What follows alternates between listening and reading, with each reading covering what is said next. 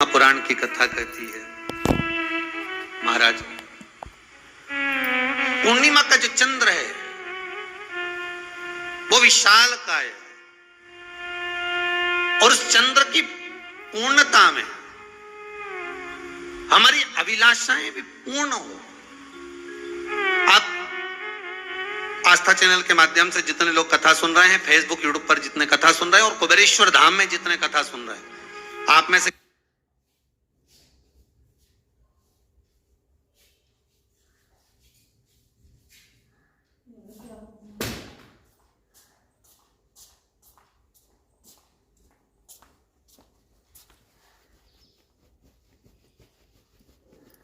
तो सुनाते हैं।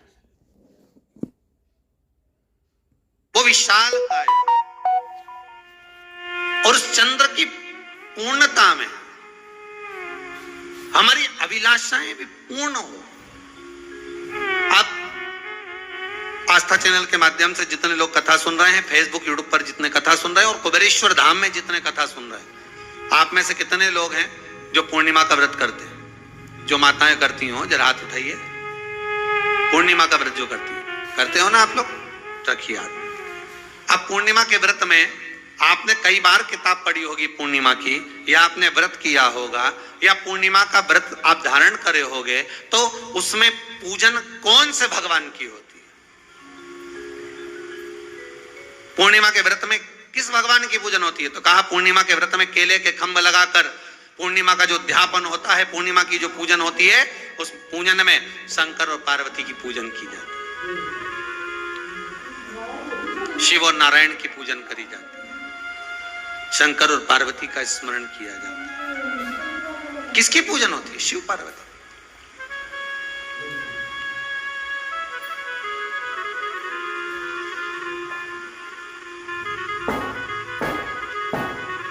क्यों शंकर और पार्वती का पूजन क्यों करा जाता है पूर्णिमा के व्रत में? क्योंकि शिव और माता पार्वती ही केवल एक ऐसे हैं जिन्होंने अपूर्ण लक्ष्मी को भी पूर्ण बना दिया था। किसको पूर्ण बनाया है? लक्ष्मी। पूर्णिमा के दिन अगर आप शंकर भगवान को एक लोटा पानी अगर शिव को समर्पित कर रहे हो, श्वेत पुष्प को रखकर शंकर जी के ऊपर सफेद फूल को चढ़ाकर अगर एक लोटा जल भी, एक पात्र जल भी शंकर को समर्पित कर रहे हो, तो ये लक्ष्मी के लिए ही तो कर रहे हो। और कौन सी लक्ष्मी? पूर्ण लक्ष्मी। पूर्ण लक्ष्मी। आपको पहले भी कथा में कहा, एक बार भगवान विष्णु के सामने लक्ष्मी मैया ने बहुत तेज स्वर में कह दिया था, नारायण, दुनिया के लोग आपका नाम जपते हैं, दुनिया के लोग नारायण नारायण कहते हैं, दुनिया के लोग आपका भजन करते हैं, पर सत्य मायने में कहूं ना तो मेरे बिना दुनिया के लोगों की नहीं चल सकती। मेरे बिना दुनिया नहीं चल सकती, संसार मेरे बिना नहीं चल सकता। भगवान विष्णु ने कहा ये तो गलत है लक्ष्मी आपका कहना। एक दिन लक्ष्मी को अहंकार आ गया, अहंकार के संबोधन जब माता लक्ष्मी करने लगी तो भगवान उसी समय पर भगवान विष्णु को क्रोध आ गया और भगवान विष्णु ने कह दिया, लक्ष्मी तू इतनी बड़ी बड़ी बात कहती है कि तेरे बिना नहीं रह सकती संसार। मैं तुझे कहता हूं लक्ष्मी, तू अपूर्ण है। तू अपूर्ण है, तू पूर्ण कब हो गई? क्यों किसी के कुआर तोड़ा है? नू किसी कुआर ने खड़का कर दे, समझा? हाँ जी, कौन जी? कुछ ना।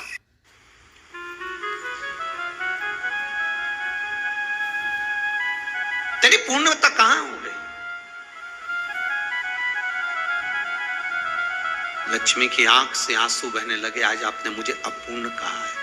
आपको मालूम है आप मुझे अपूर्ण कह रहे हो? आपको ये ज्ञात हो रहा है आप मुझे अपूर्ण कर रहे हो? भगवान कहते हैं हाँ लक्ष्मी, मैंने तुझे अपूर्ण कहा है। अपूर्णता का मतलब आप जानते हो ना? भगवान कहते हैं लक्ष्मी मैं सब जानता हूं। लक्ष्मी रोती हुई माता सरस्वती के पास पहुंच गई। सरस्वती ने पूछा क्या बात है लक्ष्मी, क्यों रो रही हो? लक्ष्मी जी ने कहा क्या बताऊं सखी, मेरे पति ने आज मुझे अपूर्ण कह दिया है।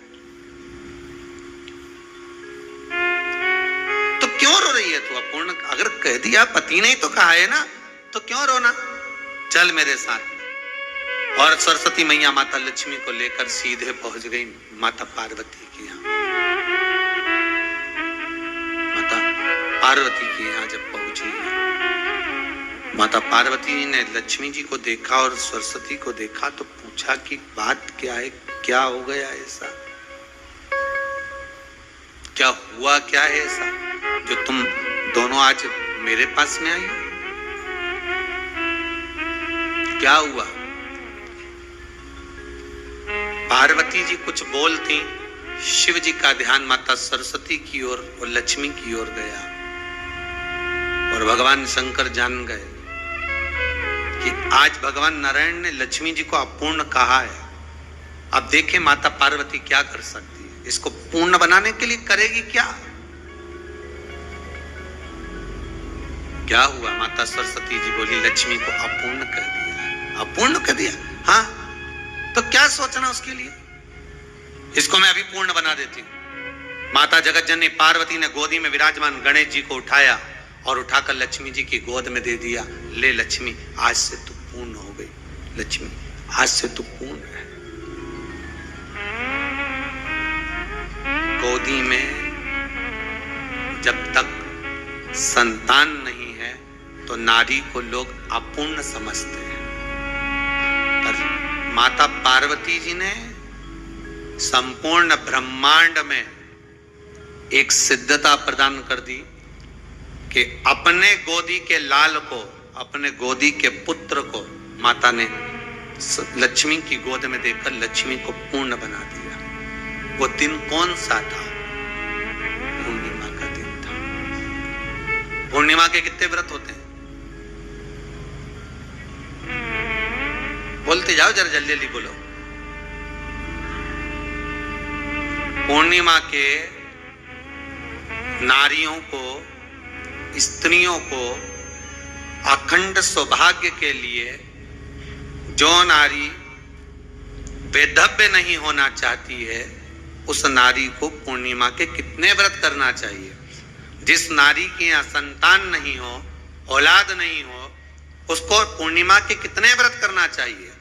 जिस नारी का पुत्र, पति बहुत बीमारी से ग्रसित हो, लग रहा हो कि ये मेरा बेटा बहुत बड़ी बीमारी में घिरा हुआ है, तो नारी को कितने व्रत करना चाहिए? स्वयं भगवान कृष्ण ने माता यशोदा को द्वापर में भी बताया है कि पूर्णिमा के 32 व्रत होते हैं।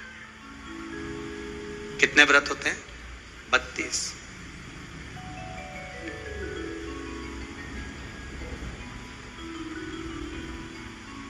स्वयं भगवान कृष्ण यशोदा रानी को, माता यशोदा जी को भी बता रहे हैं 32 व्रत।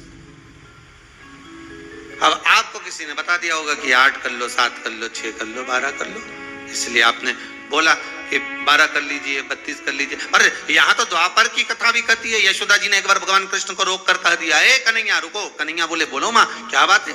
कन्हैया जरा रुकिए, इधर आओ जरा। भगवान कृष्ण आए।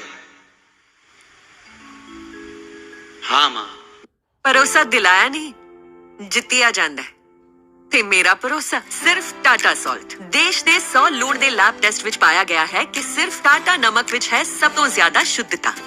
देश ਦੀ नंबर 1 पसंद Tata salt. Ayur herbals cold cream, इसमें है प्योर एलोवेरा और रोज की प्राकृतिक गुडनेस का मैजिक, जो स्किन मॉइस्चराइज कर ड्राइनेस दूर करते हैं और स्किन को रखते हैं हाइड्रेटेड, नरिश्ड और ग्लोइंग। हमारी स्किन फूल से कोमल हो गई, जस्ट लाइक मैजिक। खुद ट्राई करके देखो। Herbal collection, close to nature, close to you. बोलिए, किस जगह का प्रसंग है ये? जिस समय पर राधा रानी कुरुक्षेत्र में नंद बाबा और यशोदा जी को लेकर कुरुक्षेत्र के कुंड में, ब्रह्म सरोवर में स्नान कराने के लिए लेकर जाती है, ग्रहण का समय पर। और जब भगवान कृष्ण उस कुरुक्षेत्र के उस सरोवर में स्नान करने आते हैं, तब यशोदा जी ने अपने लाला से प्रश्न किया है, पूछा है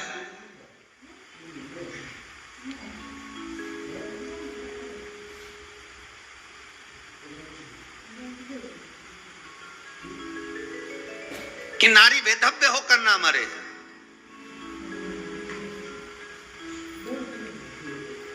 उसका पति कोई रोग से ग्रसित ना हो, उसका पुत्र किसी रोग में ना पड़े।